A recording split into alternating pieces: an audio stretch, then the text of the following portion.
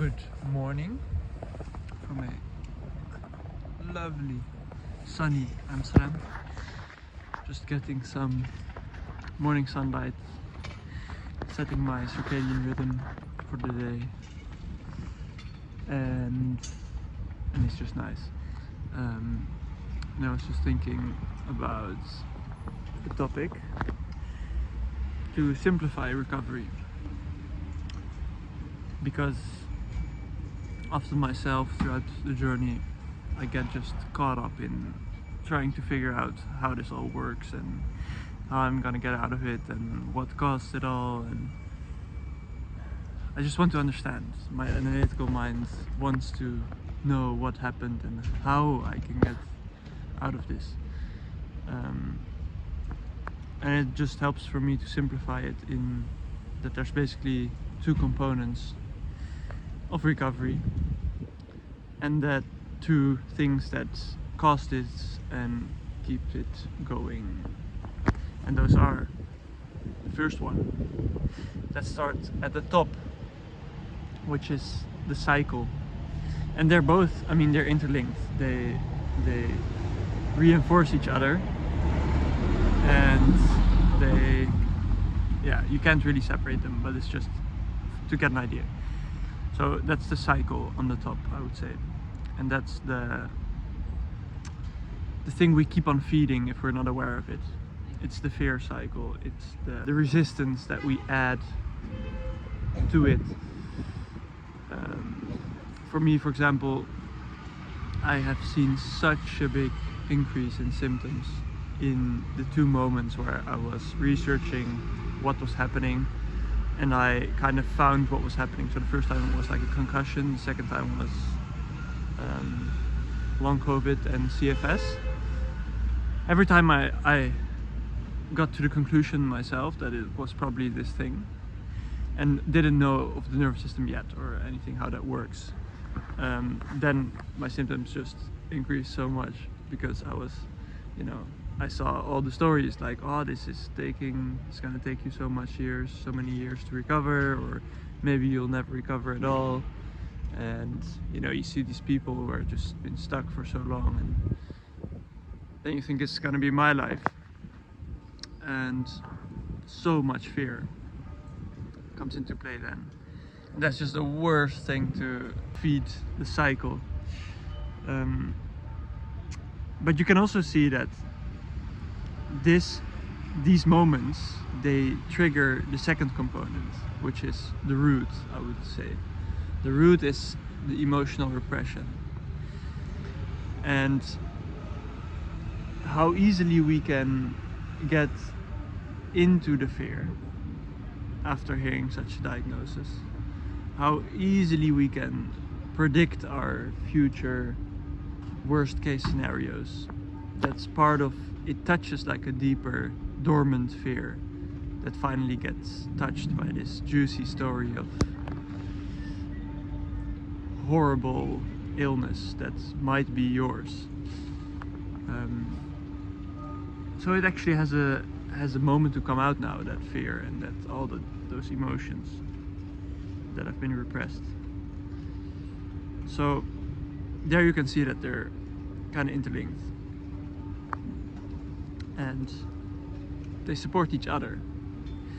But I do think that stopping the cycle is one of the first things many people learn. It's what most of the programs are designed for, like the brain retraining programs, and also other people who talk about anxiety recovery, for example, Shan Kassam, I think, or Claire Weeks, or like the DARE method. They're all trying to get you to stop this cycle, and I think it's a good practice, it's a good endeavor to at least start with stopping the cycle, because you don't want to add any unnecessary fuel to this.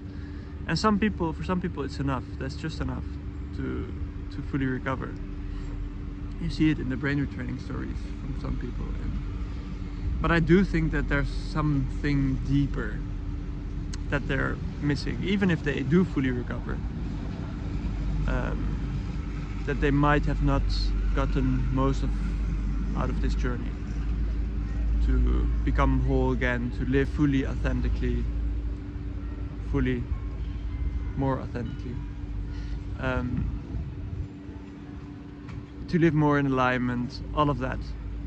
I can see that if you haven't integrated those parts of the root, the emotional repression, if you haven't healed those parts, and just went on with the cycle, that you could have missed out. Because for me, there were times where I could have labeled myself almost fully recovered, and I didn't go to the same depths that I've been going to now.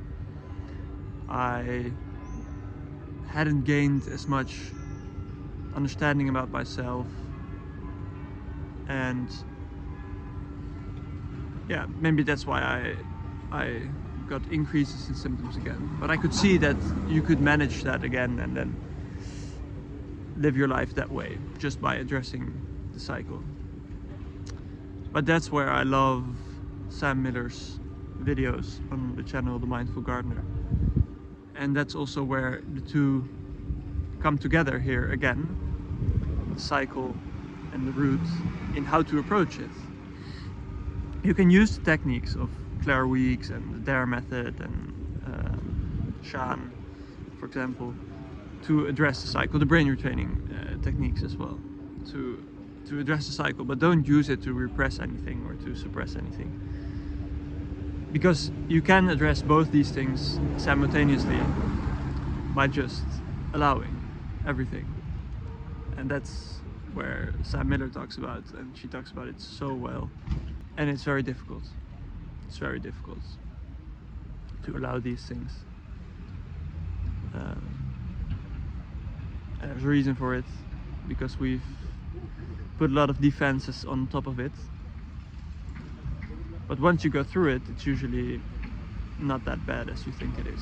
But it's just so much resistance and so much conditioning that this is not safe. To reach the core emotions, we first have to go through some layers: resistance, inhibitory emotions, and yeah, that's the work. Allowing is the work that tackles both of these, and slowly lets you bring up the root, dig out the roots, and it will present itself to you in the exact right amount and intensity as you can handle. So yeah, I hope this helps. If you're feeling lost, if you're feeling like you don't know what's happening anymore, what you should do, so many methods, maybe this simplifies it, you know? Even like allowing can be, when things are too overwhelming, it's like, it's I can't allow this, or you get caught up in your mind because the bodily sensations are too intense. Then you can maybe go back and see like, oh yeah, so what's happening, it's either the root or the cycle. Well, it's too much to just sit and allow this all. So maybe let me just focus on the cycle, that I'm not putting any extra fuel on this right now. So maybe you're not fully allowing everything, but you can see like, okay, I'm not gonna put any extra danger by imagining that this is gonna be forever, that what's wrong with me, I'm broken, will this ever be over? Stop the cycle. And if you're able to address the root and allow. Okay, hope that helps. Have a nice day.